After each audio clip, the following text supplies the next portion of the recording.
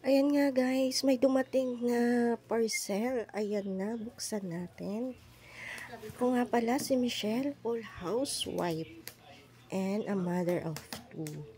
Ayan nga, binuksan ko na nga yan. At alam nyo, gaya ng ibang mami dyan, ayan.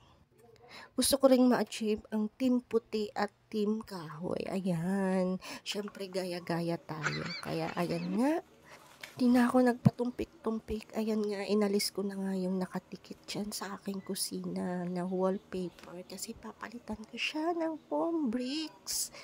Ayan, para masimulan natin ang ating inaasam-asam na team puti at team kahoy.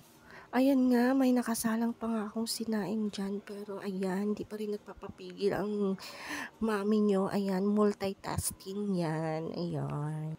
Charan! Ayan na nga pala siya. Ayan, oh, di ba? Ang aliwalas na niya. At syempre, ganahan na akong gumalaw at magluto dito sa aking maliit na kusina. Ayan.